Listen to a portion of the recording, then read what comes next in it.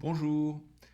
L'une des questions qui traverse l'œuvre d'Alain Testard à la fin de sa carrière est sans doute la question suivante. Pourquoi et quand a-t-on inventé ou non la richesse? Alors c'est de cela dont je vais vous parler aujourd'hui en, en vous livrant mes réflexions, car Alain n'avait pas eu le temps d'y répondre à cette question. Toutefois, il a beaucoup écrit sur la richesse. On peut mentionner notamment Aux origines de la monnaie, un livre collectif en 2001. On peut également mentionner en 2005 le livre Éléments de classification des sociétés, où l'existence de la richesse caractérise certains types de sociétés, ce qu'il appelle le monde 2. Et enfin, le livre de 2012, Avant l'histoire, l'évolution des sociétés de Lascaux à Carnac. À la lecture de tous ces ouvrages, il y a, selon Alain Testard, plusieurs, pourrait-on dire, ensembles de sociétés qu'il appelle des mondes. Il y a le monde 1 qui rassemble les chasseurs-cueilleurs de type A et de type B, et les mondes 2 et 3 qui se caractérisent entre autres par l'existence de la richesse. Selon lui, et c'est ce qu'il formule dans son ouvrage de 2012, je cite, la richesse a été instituée le jour où le détenteur d'une obligation accepta de recevoir, en lieu et place du travail auquel cette obligation lui donnait droit, des produits matériels durables que lui-même pourrait donc utiliser de la même façon. Et il ajoute que cette richesse tenait à la fois du quartier de gibier que doit fournir le chasseur au titre d'obligation viagère et du prix de la fiancée. Alors, dès que j'ai lu ce passage, je me suis demandé, mais quand eut lieu ce jour, ce fameux jour dont il parle dans cet extrait? Et je pense qu'Alain aurait certainement pu y répondre s'il avait eu un peu plus de temps. En ce qui nous concerne, je pense qu'on peut avoir une,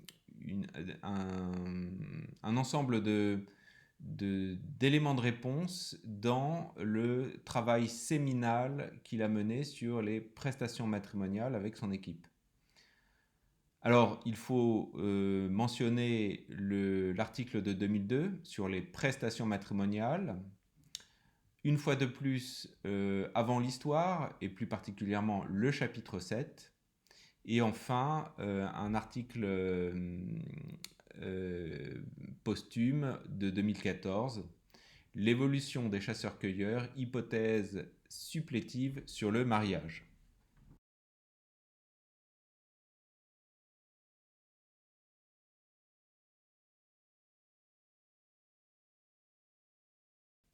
Suivons la logique d'Alain Testard. Pour répondre à la question quand et pourquoi invente-t-on ou non la richesse, intéressons-nous à l'histoire de l'humanité qui a commencé par la période des chasseurs-cueilleurs. Et selon Alain Testard, les chasseurs-cueilleurs de l'ethnographie qui se rapprochent le plus de ceux de la préhistoire sont tout d'abord les chasseurs-cueilleurs de type A, presque uniquement les Australiens, si j'ai bien compris, se caractérisent par une organisation très particulière. Ils ont des classes et des sections patrimoniales très rigides, une organisation totémique. Ce qu'a toujours dit Alain depuis les années 80, c'est que ces organisations sociales sont non évolutives. Toute innovation est bloquée. C'est des sociétés extrêmement conservatrices, extrêmement stables. Et il a toujours rapproché ça de l'extrême stabilité des cultures du paléolithique supérieur, où l'on a par exemple un art paléolithique qui dure pratiquement 30 000 ans. Alors certes, il y a des des variétés dans l'art paléolithique, mais pendant 30 000 ans, on va avoir un art qui va parler des mêmes choses, c'est-à-dire avoir des représentations animales dans des grottes, et dont on pourra dire, on reconnaît tout de suite le style global de cet art paléolithique, on voit tout de suite, on l'identifie tout de suite, et malgré la diversité des styles que les spécialistes voudraient absolument mettre en valeur, il est incontestable de dire que cet art paléolithique est quand même d'une stabilité extrêmement étrange. Imaginez, 30 000 ans, on va faire la même chose. On va peindre les mêmes choses dans les grottes. C'est quand même étonnant. L'art roman, ça dure 2-3 siècles. Le gothique, pareil. Le baroque, ça dure 150 ans. Et l'art nouveau, ça dure 20 ans. Comment est-ce que pendant 30 000 ans, on va faire la même chose? C'est une vraie question. Et la réponse que propose Alain Testart, c'est de dire que quand on prend toutes les données ethnographiques, le seul système social qui permet une telle stabilité, eh bien, ce sont ces chasseurs-cueilleurs de type A. Alors, je ne vais pas rentrer dans les détails, mais chez ces chasseurs-cueilleurs de type A, donc, ce qui bloque particulièrement, c'est que quand on se marie, on doit des obligations viagères à ses beaux-parents. Et ces obligations viagères consistent en quoi? Bruno corrigera ou complétera. On doit apporter du gibier à ses beaux-parents. Et donc les chasseurs, ça veut dire que le chasseur n'est pas propriétaire du produit de sa chasse. Donc quand c'est le cas, on n'a absolument aucun intérêt à avoir des méthodes plus productives, puisqu'on n'a pas d'intéressement personnel direct sur le produit de son travail.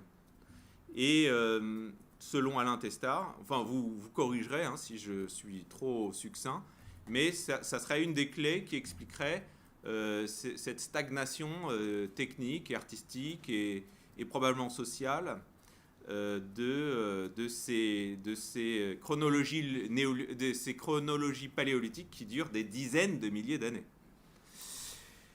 Voilà, donc le verrou serait à rechercher dans ces obligations viagères qui sont à vie. Dans l'article de 2014, Alain Testart pose la question logique. Si le type A est non évolutif, s'il bloque toute innovation, et qu'elle soit technique ou sociale, comment expliquer qu'à un moment donné, ce verrou est sauté? Comment l'envisager? Comment admettre qu'à un moment ou à un autre, le type A a laissé la place à autre chose? Et donc, dans cet article de 2014, il explore les différentes possibilités et on arrive à la conclusion que le plus probable, c'est que ces obligations viagères, notées haut sur la formule, qui étaient des obligations viagères où on apportait de la viande, le fruit de sa chasse à ses beaux-parents, sont remplacées par une combinaison d'autres pratiques, notamment des services en temps limité, donc noté S ici, qui prennent une forme qui ressemble aux obligations viagères, mais qui sont un petit peu différentes, parce qu'elles sont plus limitées. Et puis, également, un apport de biens qui prennent également la forme de ce qu'on avait auparavant, donc toujours un apport de gibier, mais qui prennent un autre statut. Et pour rentrer dans les détails très brièvement, Alain Testart dit que l'apport en B de ces cadeaux supplémentaires, comme c'était des quartiers de viande montés sur un squelette, ils étaient également riches en matières dures animales qui sont hautement valorisées, comme vous le savez peut-être, dans la préhistoire du Paléolithique supérieur, et que par conséquent, petit à petit, ces cadeaux apportés aux beaux-parents ont pris un caractère de cadeaux non plus pour la viande, mais pour la matière première qu'ils représentaient, des tendons, des os durs, etc., etc. Et donc, selon lui, ça aurait été un processus d'abord exceptionnel, puisqu'il écrit « Cette transformation aussi radicale n'a pu se faire d'un seul coup. Elle s'est plus vraisemblablement introduite d'abord comme une exception, comme une dérogation limitée. » Et donc, la deuxième question qu'on peut se poser, c'est quel est l'événement dans l'histoire qui a pu permettre cette exception? Donc, on a deux questions, c'est quand et pourquoi. Alors, pour tenter d'avancer dans la réflexion, je pense qu'il faut avoir une démarche archéologique, donc voir ce que nous montre l'histoire des techniques, ce que nous montre l'archéologie, et également garder à l'esprit le but des prestations matrimoniales. On en parlait hier avec notre ami, et quand on exécute, quand on fait des prestations matrimoniales, on acquiert un certain nombre de droits, entre autres, donc qui sont de pouvoir rattacher ses enfants à son lignage, et puis également on a un droit de tirer profit du travail de la femme du fait de sa résidence. Alors il y a d'autres choses, hein, on est d'accord, je n'épuise pas le... Mais c'est les deux choses, à mon avis, sur lesquelles je vais me fonder pour la suite de l'exposé. Alors à la question pourquoi, voilà où j'en suis.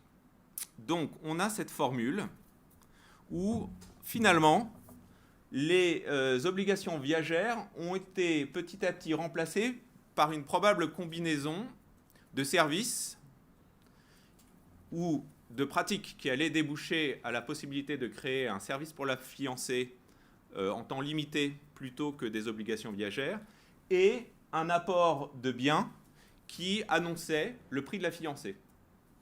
Et ce qui est intéressant quand on fait de l'archéologie dans la ceinture intertropicale, c'est qu'on a deux exemples qui illustrent cette tendance de manière caricaturale. On a l'Afrique, où c'est le prix de la fiancée au sud du Sahara qui a saturé, qui sature les pratiques sociales pour les prestations matrimoniales. Et on a exactement l'autre option qui a pris le dessus en Amérique du Sud tropicale, où alors là, vous le voyez en jaune, ce sont le service pour la fiancée qui domine de très loin les pratiques pour se marier. Alors, tout à l'heure on parlait de l'archéologie, et voilà ce qu'il se passe dans ces régions, Amazonie et Afrique centrale, depuis la fin du Pléistocène et pendant l'Holocène. L'événement qui domine ces régions, c'est la mise en place progressive de l'agriculture. Et il faut vraiment percevoir cette mise en place de l'agriculture comme quelque chose qui n'a rien à voir avec la néolithisation de l'ère euro-méditerranéenne. On a affaire à une innovation locale de chasseurs-cueilleurs qui ont développé des pratiques qui étaient déjà en germe dès le Pléistocène et qui ont juste fait bouger le gradient, le curseur, et à force de bouger le curseur, ils ont peu à peu basculé dans des systèmes de production différents. Mais il y a un continuum évident qu'on voit même dans les données ethnographiques entre chasseurs-cueilleurs et population d'agriculteurs sédentaires. Et il est incontestable, que ce soit en Amazonie ou en Afrique centrale, que les agriculteurs intertropicaux, ce sont d'abord des chasseurs-cueilleurs. C'est-à-dire que, contrairement à l'Europe où un néolithique, il va oublier son héritage de chasseurs-cueilleurs, en Amazonie ou en Afrique centrale, l'agriculteur, c'est quelqu'un qui continue à pratiquer la chasse et la cueillette, et de manière très intensive. Pour la bonne et simple raison qu'il n'y a pas, ou seulement à des périodes très récentes, d'élevage pour les protéines animales. Donc, en fait, on a vraiment l'impression, quand on observe les sociétés, quand elles vivent encore de manière un peu indépendante, ou quand on consulte les sources ethnographiques, on a vraiment affaire à des chasseurs-cueilleurs qui pratiquent en plus l'agriculture, et en plus à des niveaux différents suivant les régions et les réflexes locaux. Donc, cette agriculture, elle commence de manière très progressive par une exploitation de plus en plus intensive du complexe agricole, notamment des arbres fruitiers. Et on voit très bien comment est-ce qu'au départ, c'est de la cueillette qui s'est intensifiée et qui a abouti sur des systèmes de paraculture qui parfois ont débouché sur des sélections d'arbres. Mais vraiment, depuis des années, on voit qu'il y a un continuum et qu'il est difficile de créer des frontières. Pareil avec les plantes à multiplication végétative, hein, tous ces tubercules tropicaux, également la famille des bananiers pour ce qui est de la Papouasie, mais enfin ici on n'en parlera pas. Et là essentiellement du manioc et des ignames qu'on trouve un peu partout. Je voudrais souligner le fait que les céréales apparaissent toujours très tardivement, mais qu'ils apparaissent toujours. Si bien qu'en réalité, on a deux étapes dans l'histoire de l'émergence de cette agriculture dans la ceinture intertropicale. On a un type 1 qui est dominé par le complexe agricole, qui est le complexe arboricole, dont on a dit qu'il n'était pas très agricole, et puis le complexe des plantes à multiplication végétative. Puis on a un type qui apparaît en général dans les derniers millénaires avant notre ère, qui se caractérise par le maintien de ces pratiques, elles sont même intensifiées, mais en plus on y ajoute des céréales. Alors en Amazonie c'est surtout le maïs, et en Afrique centrale c'est surtout le millet puis le sorgho, y compris dans la ceinture intertropicale, puisqu'on en a retrouvé de manière par des fouilles archéologiques.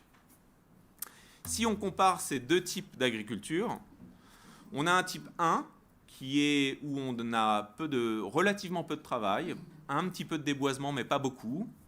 On n'a pas de problème de fertilité du sol parce que ce sont des plantes locales avec lesquelles on a développé de la familiarité depuis le Pléistocène. Ce sont des plantes très bien connues. Et on n'a pas de problème de gestion de mauvaises herbes parce que, par exemple, les ignames, c'est d'abord une liane. Donc les lianes poussent au-dessus de la broussaille, et donc il n'y a pas de problème d'entretien.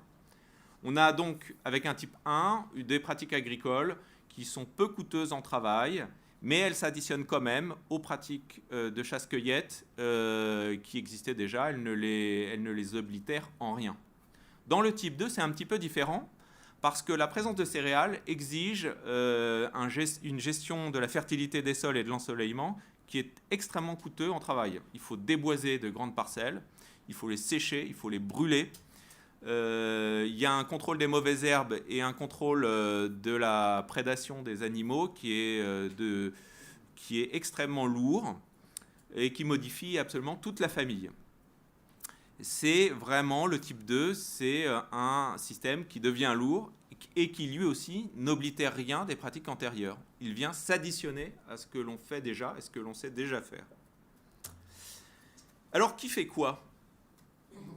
Je crois qu'on en parlait à la suite de l'exposé d'Eurydice hier. Moi j'ai l'impression que, évidemment, le volume de travail général pour tout le monde augmente, mais on a quand même l'impression qu'il augmente plus pour les femmes. Stéphane hier disait que chez les Amazoniens, les hommes ont à peu près 4 heures de travail par jour et les femmes 6 heures. Donc déjà on a un écart de 2 heures. Et en plus il ajoutait, les hommes c'est 4 heures, mais en comptant la chasse qui est quand même une promenade, tandis que les 6 heures de travail féminin c'est du travail lourd, c'est du binage, c'est de la plantation, c'est de l'arrachage de mauvaises herbes, c'est de la récolte, en plus du fait qu'il faut s'occuper des enfants, faire la cuisine, etc., etc., fabriquer la poterie. Donc en fait, moi j'ai le sentiment que qu'est-ce qui se passe entre la fin du Pléistocène et le début de l'Holocène, c'est qu'on a une explosion du travail, notamment du travail féminin. Voilà. Et donc, c'est à mon sens, cette pression énorme qui s'opère sur le travail des femmes qui va amener, qui va peser lourd sur les pratiques matrimoniales. Parce que si le travail des femmes s'alourdit, il prend de la valeur. Et s'il prend de la valeur, ça pose des questions quand on a une fille qui veut se marier et qui veut suivre son fiancé.